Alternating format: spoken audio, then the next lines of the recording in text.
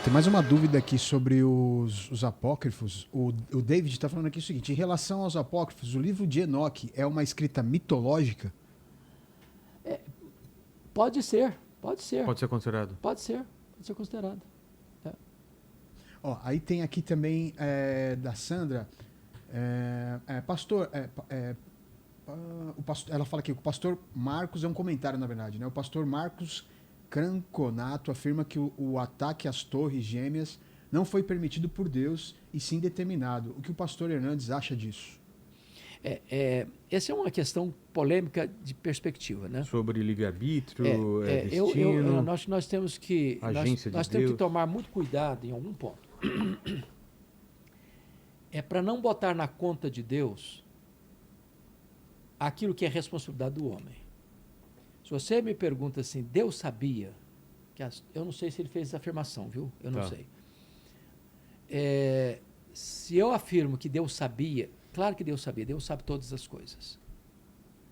Agora, se eu afirmo que as coisas aconteceram porque Deus determinou que acontecesse, eu estou botando a culpa moral nas costas de Deus. Então, Deus não induz ninguém ao pecado. Deus não induz ninguém ao pecado.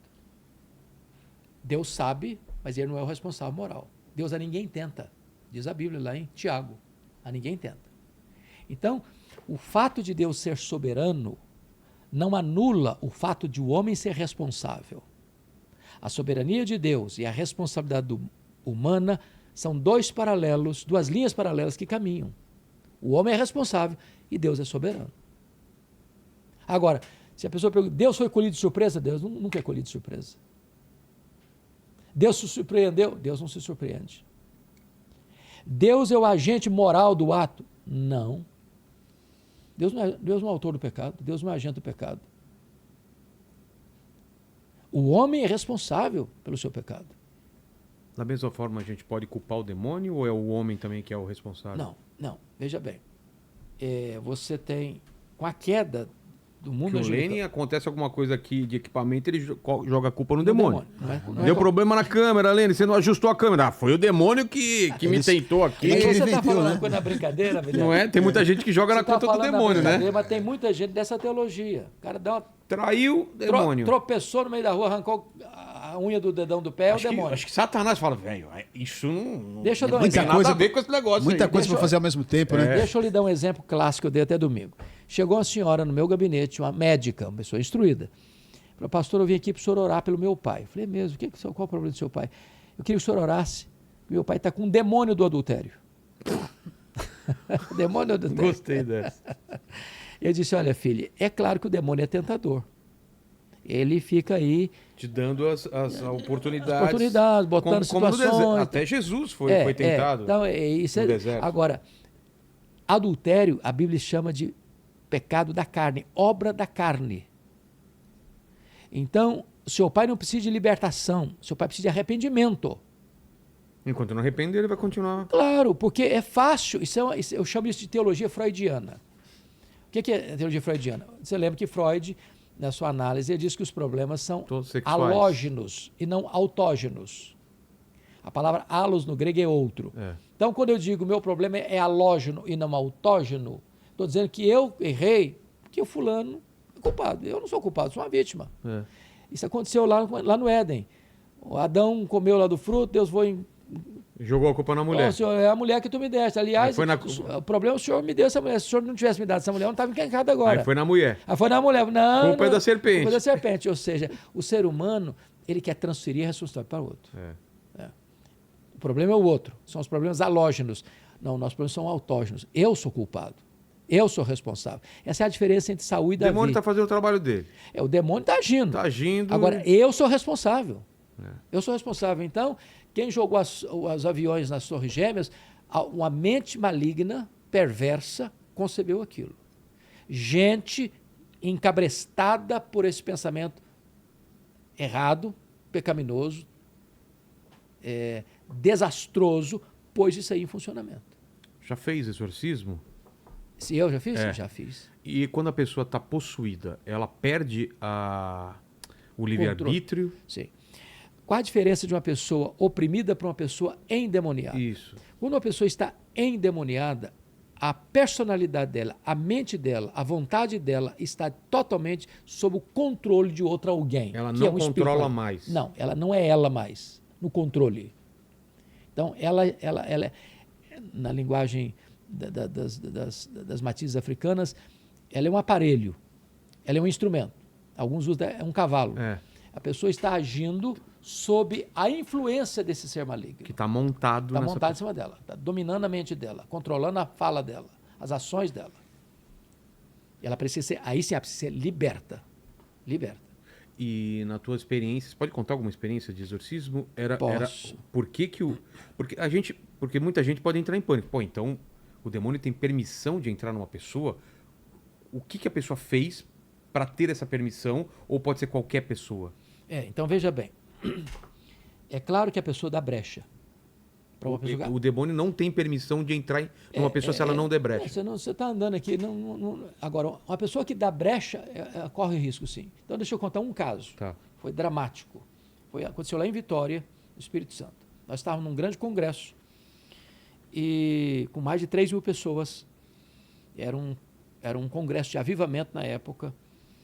E no meio do culto, lá no meio da multidão, uma pessoa deu um grito muito cavernoso.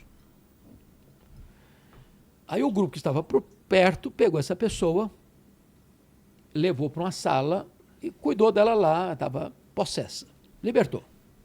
Porque libertação de possessão demoníaca não é a mesma coisa de conversão. Uma pessoa pode ser liberta de demônios e permanecer na incredulidade. Ah, entendi. Aí o demônio voltar de novo, oportunamente. Bom, no dia seguinte, esse cidadão foi de novo para o culto.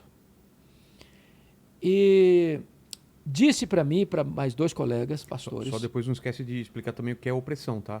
Tá. Que a gente tá falando de possessão. Depois saber o que é opressão. Ok. Disse assim para vocês podiam fazer uma visita na minha casa. Falei, nós vamos. E fomos em 3 pastores. Ele foi no meu carro. 2 pastores foram cada um carro. Chegamos na casa dele, Vilela. Ele foi conversar. E eu, no caminho eu fui perguntando para ele, e aí, você tem noção do que aconteceu ontem? Eu tenho até certo ponto. Uma ira me tomou. Depois disso eu não lembro mais o que aconteceu. Apaga da... Aí ele foi me contando da vida dele, dos pactos que ele tinha com os demônios, de marcas que ele tinha no corpo. Que pacto? Pacto aliança, mesmo? Aliança. É mesmo? Para conseguir alguma coisa. Coisas horríveis. Tá. Horríveis. Viu a vida completamente torta. Ele chega na casa dele, estacionamos os carros. Tinha uma varandinha, um portãozinho embaixo. Ele chegou, tocou a campainha, chamou a esposa, nos apresentou à esposa dele.